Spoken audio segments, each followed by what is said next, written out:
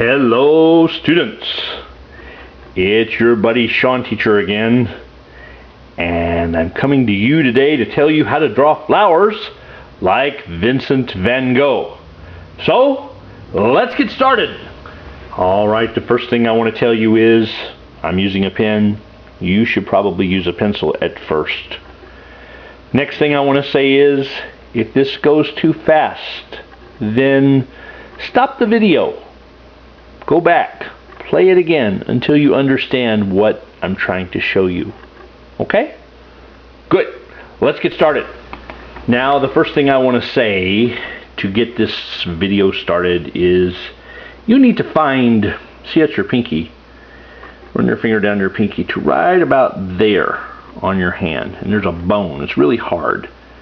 And if you anchor that bone on your paper, you can do interesting things with it. I'm going to turn my paper upside down first, and kind of an odd way to look at it right now, but you'll see in a moment what I'm trying to do. I'm going to anchor that bone, and I'm just moving my elbow. Notice how I'm not moving my wrist. I'm just moving my elbow. And I'm going to take my pen. I can make my line shorter by making my pen shorter, or longer by extending my pen. But I'm going to take my pen and put it just about here. And remember, I'm just moving my elbow, but I'm going to make an arcing line like that. See that? Maybe I'll do the same thing here. Same idea. Maybe I'll come over here and do it again. Same idea.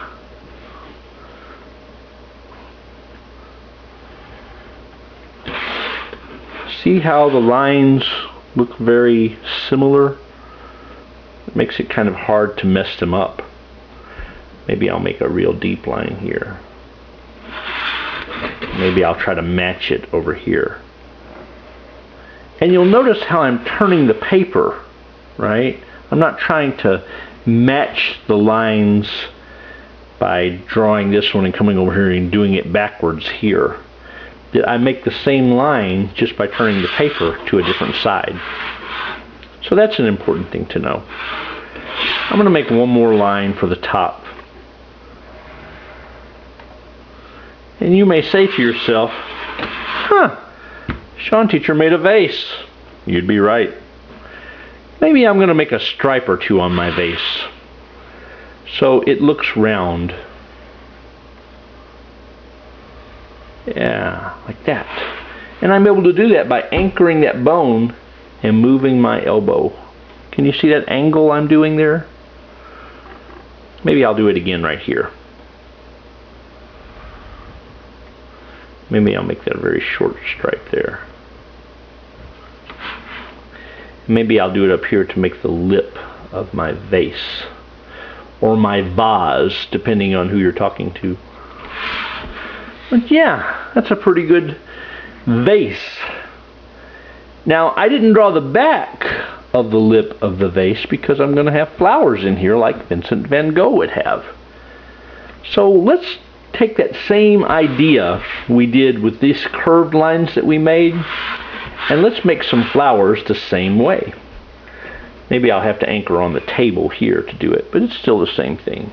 Just don't move the paper too much when you're moving it. But I'm going to make an arcing line there, an arcing line there, and this is going to be like the stems of the flowers that I'm going to be drawing in a moment.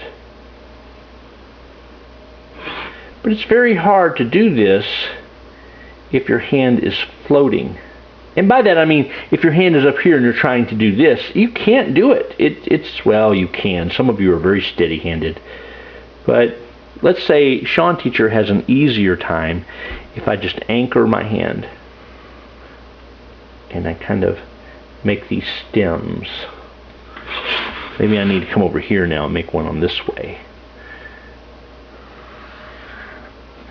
Now there's going to come a time when one or two of the flowers will be behind some of these.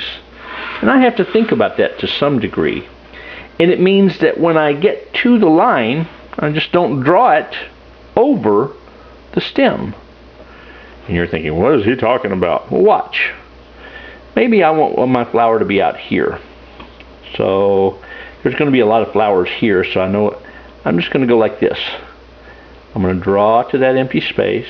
I'm going to skip that, maybe a little bit here, and there, and there, and there. And I'm doing this by anchoring. Go back and do it again. And that's how artists are able to make things look like they go behind each other. Watch. See? I just draw in some places and not in others. So I don't want this to go over my stem that I'm making, because I want them to be very beautiful and green.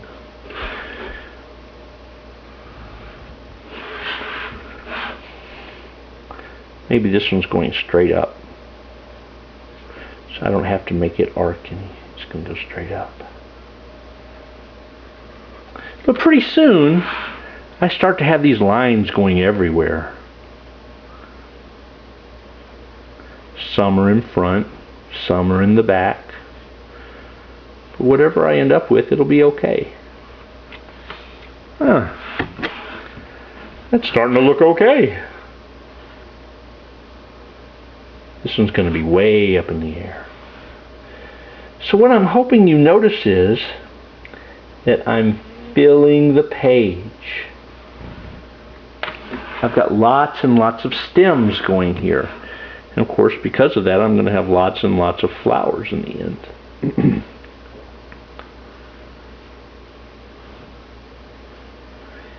Now, in a moment when we start drawing flowers, I just want you to not worry about what kind of flower you're going to draw. Right now, I just want you to worry about making plenty of stems.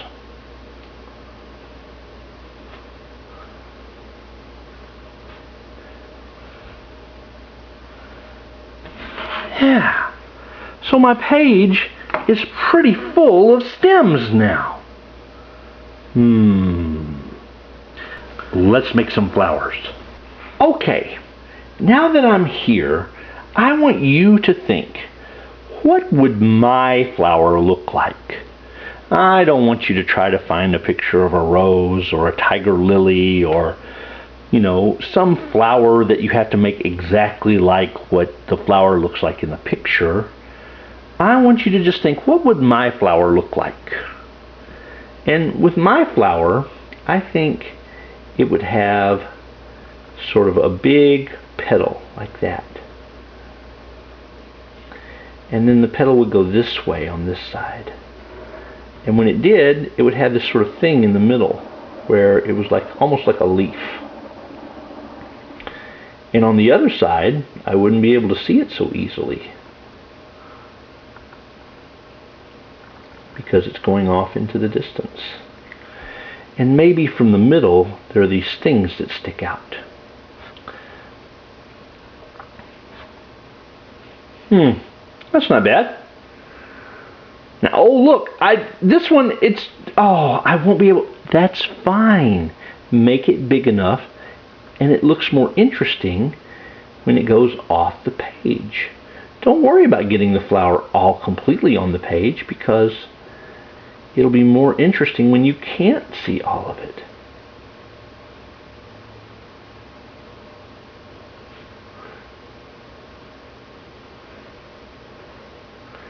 Just make some petals out like that. Starting to look interesting.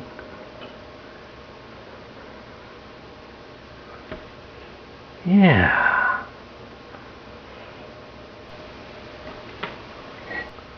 Oh, this is fun. I'm thinking right now about just filling the page with flowers. Yeah. I'm not even working real hard on making it look exactly like I think they should look. I'm just having fun. Just make some flowers. Just put them every different way. fill the page up with these things. Sometimes they have stems, sometimes they don't. Sometimes they go behind or in front. They're doing all kinds of stuff. Maybe this one's not feeling so well, so it's kind of hanging down.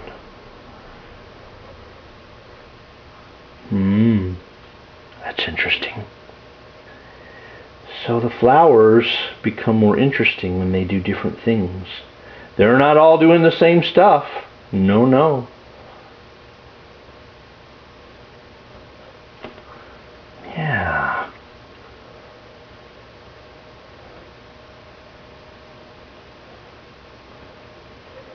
That one looks like it's feeling bad too.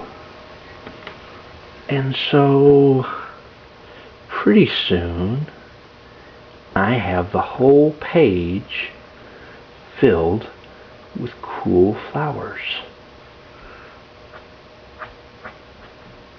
Yeah, like that.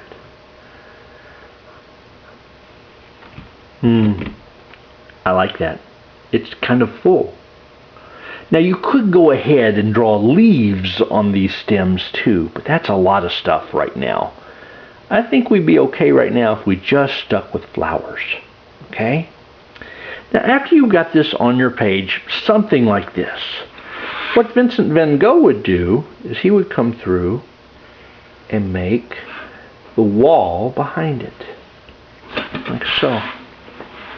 He would do that. And he would think of this area, maybe you would call this the table, okay, as one color for the background. And this area as one color. Maybe that's the wall. So you could think table is one color and wall is one color. Stems are kind of one color.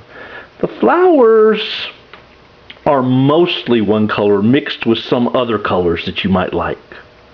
The vase could be different colors for each stripe.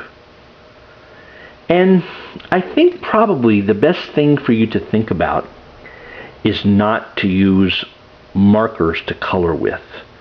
Now if you have a marker like this, you can color over your lines with the marker, because that helps you define what you've drawn.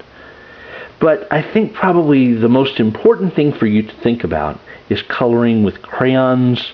Maybe even better would be coloring with coloring pencils, but crayons will be fine. And pick these single places to make one color and change the color when you do a different thing. So the table should be a color and the wall should be a different color. The vase should be different colors on the stripes. You're going to have an interesting picture if you do that. One last thing. When you're coloring, take your time. Don't hurry.